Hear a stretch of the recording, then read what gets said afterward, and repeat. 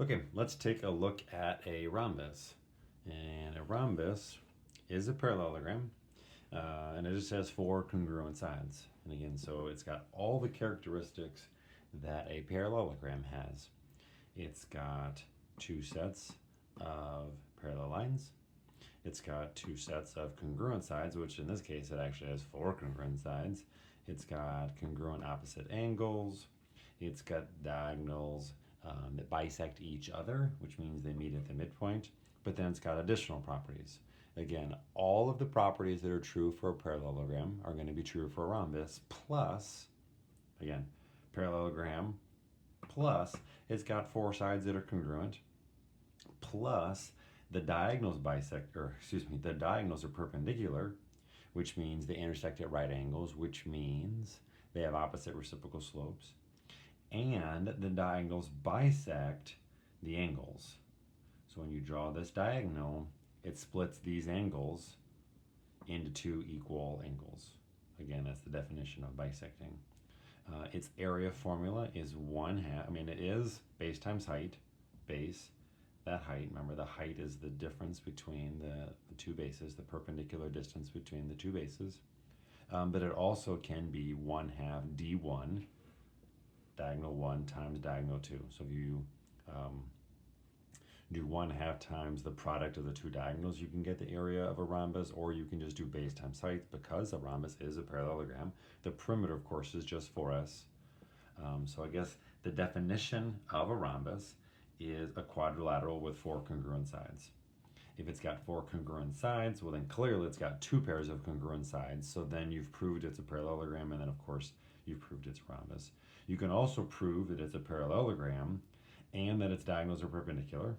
That will prove to you a rhombus. Or you can prove it's a parallelogram and the diagonals bisect the opposite angles. So basically you can do any of these things. Again, you can prove to me it's got four congruent sides.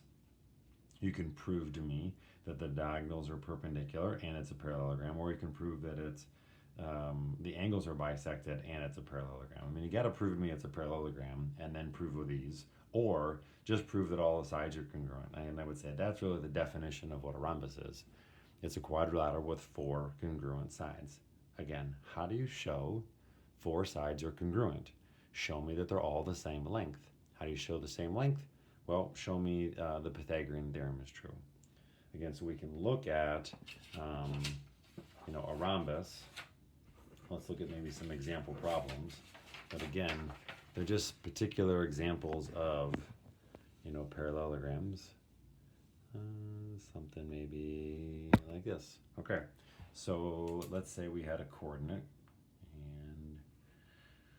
and we were doing, I don't know, something like this. And you wanted to show me that it was a rhombus. Okay, so you could say, okay, I want to know this length. So I could do something like this. And you could show that maybe is 3 by 6.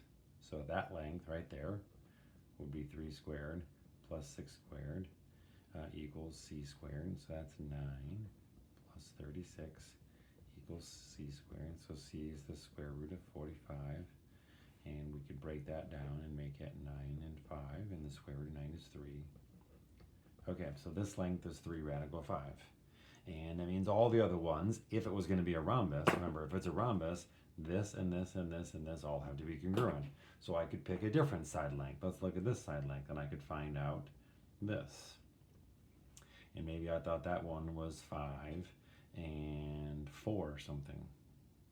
Okay, and I could say, okay, that guy is 5 squared plus 4 squared equals its own c squared. So that's 25 and 16 equals c squared. So c equals the square root of 41. Well, this one's the square root of 41, and this is the square root of 45, so I can stop. It's not a rhombus, and I proved it's not a rhombus because for it to be a rhombus, all these would have to be congruent. And again, this guy is not the same length as this guy, so it's not a rhombus. Again, to show me that it's a rhombus, you'd have to show me that this and this and this and this and this are all congruent. Again, to kind of draw the other kind of fun properties of a rhombus, let's say that's close.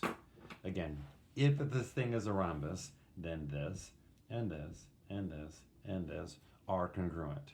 But it's also then a parallelogram. So this is parallel to this. This is parallel to this. How do you show these things are parallel? You show me they're the same slope. These guys are parallel, they're the same slope.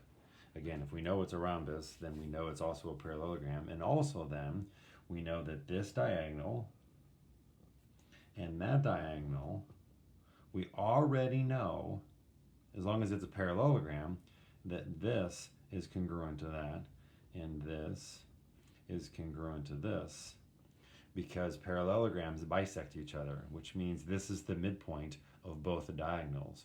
But if it's a rhombus, then we also know that the diagonals are perpendicular, which means this is also 90 degrees. So you can do things like, if this is 3 and this is 4, you can know that if this is a 3, 4, oh, that must be 5, because you can do the Pythagorean theorem on that.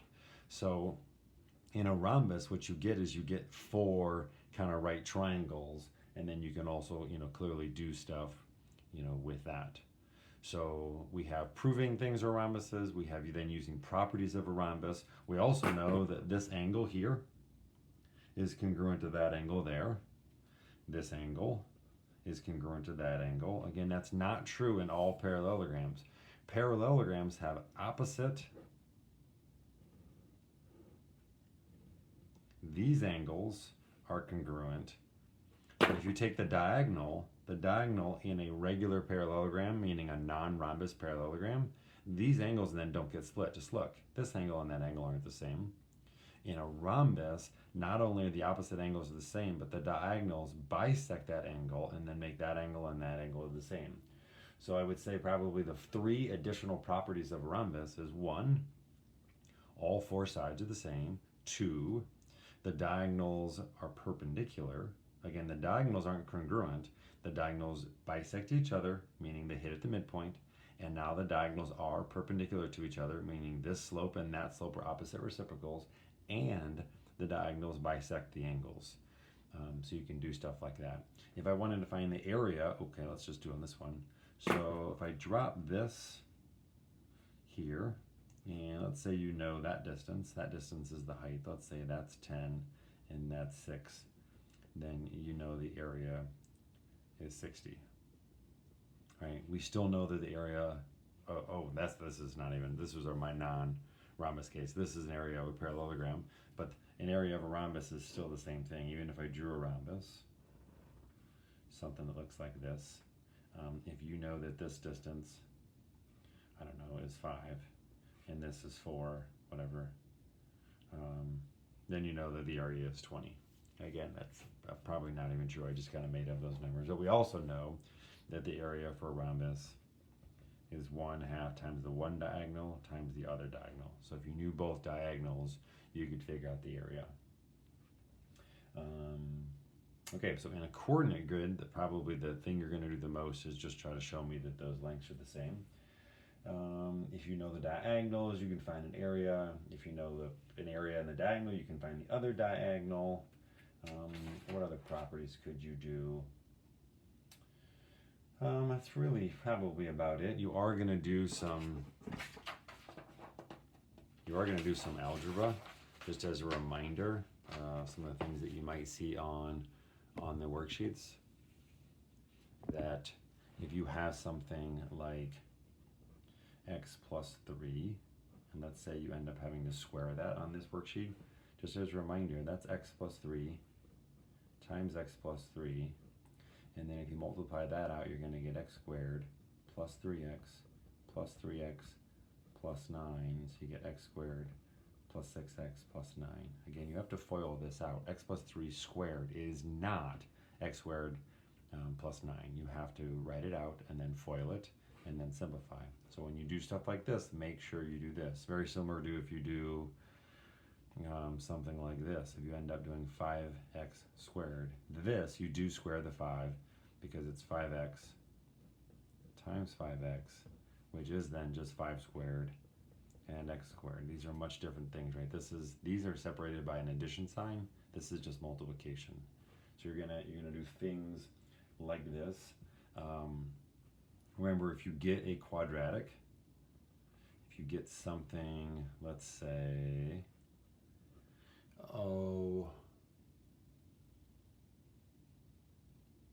like this or something, just remember, if you're going to solve a quadratic, you're going to get it all on the same side with addition and subtraction.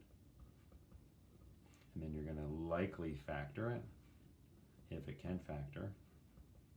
In this case, you get two solutions, and you want to make sure both solutions work in the original problem. Most likely, if you get positives, they probably are both going to work, so plug them back in and make sure they make sense. But remember, if you get a quadratic, you can solve by factoring, or you can solve by the quadratic formula. Okay, and you have to get it into this form first, where once you have it in this form, you know that a is equal to 1, that's the coefficient here, b is negative 10, and then c is 24. Oops, 24. And when you plug it in here, you're going to get negative b, which is 10, plus or minus b squared, negative 10 squared is 100, minus 4a, and c, all over 2 times a. Okay, so that's 10, plus or minus. 4 times 24 is 96. 100 minus 96 is 4. So the square root of 4 is 2, so you get 10 plus or minus 2 over 2. 10 plus 2 is 12. 12 over 2 is 6. 10 minus 2 is 8. 8 over 2 is 4. And then, of course, I get both solutions. Again, so you might get some quadratic formula stuff. You might get some solving quadratics using factoring. You might have to distribute an x plus 3 squared. But you're just going to have to do some problem solving. But again, in general, the two main ideas is that a rhombus has 4 congruent sides.